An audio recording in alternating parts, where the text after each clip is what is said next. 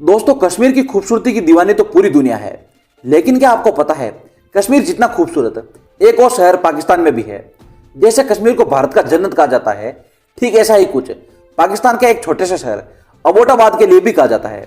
साल 1853 में इस शहर को British army officer major James Abbott ने बसाया था। उन्होंने यहाँ पर एक सैनिक छावनी भी बनवाई थी और तभी से यह जगह आर्मी के लिए काफी इंपॉर्टेंट जगह बन गई है। दोस्तों, साल 1947 में भारत पाकिस्तान के पार्टीशन के बाद पाकिस्तानी आर्मी ने यहां पर मिलिट्री का एक बहुत बड़ा बेस बना दिया था। जो अबोटाबाद कभी पाकिस्तान का फेमस टूरिस्ट पॉइंट हुआ करता था। खूबसूरत पहाड़ों और झीलों की वजह से लोग यहां पर वेकेशन के लिए आते थे। आज उसी शहर की खूबसूरती पर वो दाग लग गया जिसे कभी मिटाया नहीं जा सकता। वैसे तो तालिबान के टेरर इंपैक्ट की वजह से यहां पर पर्यटन में काफी कमी आई है, लेकिन 2 मई 2011 की तारीख इस शहर के लिए वो भयानक तारीख थी जिसके बारे में कभी किसी ने सोचा भी नहीं होगा। अब इस शहर की खूबसूरती की बात तो कोई नहीं करता है, लेकिन इस शहर का नाम आते ही सिर्फ इसी तारीख और एक ही शख्स का नाम जहन में आता है। दरअसल इस शहर में 2 मई 2011 को अमेरिका ने अपने उस मिशन को अंजाम दिया था जिसकी तैयारी अमेरिका काफी सालों से कर रहा था। अमेरिका और अबोटाबाद का नाम आते ही आप समझ गए होंगे कि मैं किस मिशन की बात कर रहा हूं। जी हां, पहाड़ों और झीलों की खूबसूरती के लिए फेमस यह शहर अब दुनिया के most wanted terrorist Osama bin Laden को मारने के लिए फेमस है। हेलो दोस्तों, मैं हूं जी जांगिड़ और आप देख रहे हैं हमारा एक नया episode, how they killed Osama bin Laden. बिना आपका समय गवाए चलिए वीडियो शुरू करते हैं।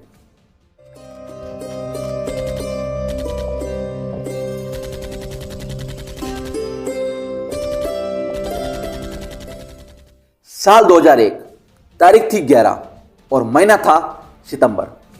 यह इतिहास का वो काला दिन था जिसने ना सिर्फ अमेरिका बल्कि पूरी दुनिया को हिलाकर रख दिया था। उस दिन अमेरिका की सुबह आम दिनों की तरह ही थी। लोग अपने घरों से ऑफिस के लिए निकल रहे थे। सड़कों पर काफी चहल पहल थी। अमेरिका के पूर्व राष्ट्रपति बराक ओबामा के लिए भी यह सुबह आम दिनों की तरह ही थी। उन्हें क्या पता था कि 11 सितंबर 2001 को शुरू हुई नफरत और आतंक की कहानी का अंत उन्हीं के हाथों से लिखा जाएगा। उसी दिन को सुबह न्यूयॉर्क सिटी के वर्ल्ड ट्रेड सेंटर से एक प्लेन टकरा गया था। दरअसल उस समय बराक ओबामा एक नॉर्मल सिविलियन थे। वो साउथ के एक डिस्ट्रिक्ट को रिप्रेजेंट करते थे, लेकिन उन्हें भी इस बात का धक्का लगा था। दोस्तों, ओसामा बिन लादेन की मौत उस दुश्मनी और आतंक का अंत था जिसकी शुरुआत बहुत ही खतरनाक और खौफनाक तरीके से हुई थी। नफरत और आतंक का यह भयानक मंजर शायद अमेरिका ने पहले कभी नहीं देखा था। तारीख थी 11 सितंबर 2001।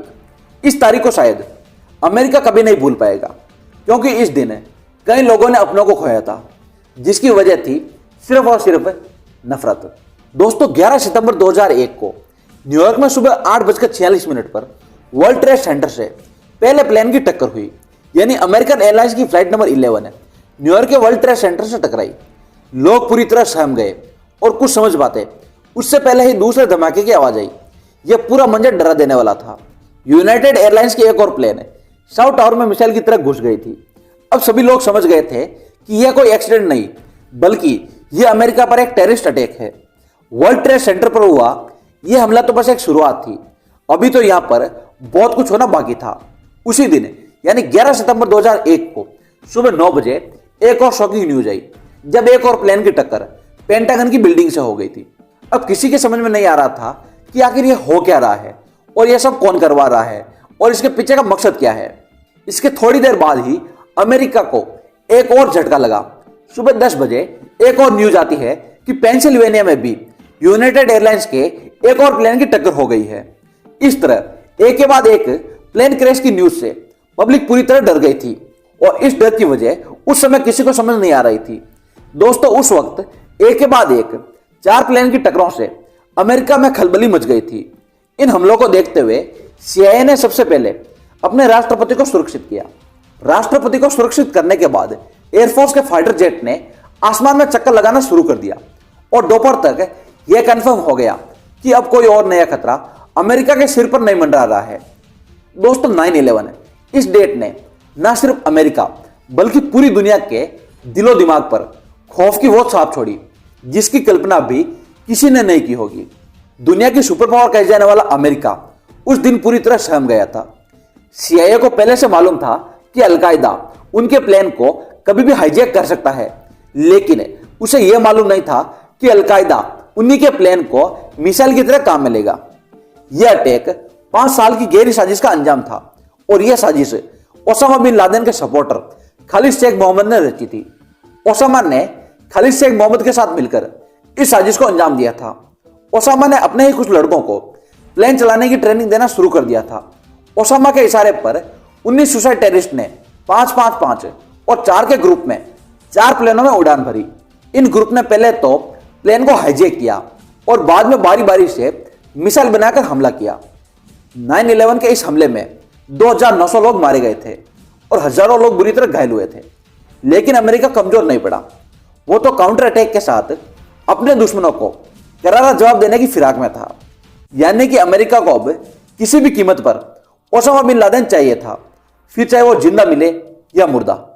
अमेरिका में हुए इस हमले के बाद अमेरिका ने ओसामा बिन लादेन को मारने का प्लान बनाना शुरू कर दिया था। तो दोस्तों, आज के इस एपिसोड में बस इतना ही। इस एपिसोड के अगले भाग में जानेंगे कि आखिर अमेरिका ने ओसामा बिन लादेन को कैसे मारा था और उनकी क्या स्ट्रेटेजी थी। तो दोस्तों, यदि आपको हमारा ये वीडियो पसंद आया तो वीडियो को लाइक और शेयर करके चैनल को सब्सक्राइब जरूर करें। मिलते हैं अगले वीडियो में, तब तक के लिए जय हिंद, जय भारत।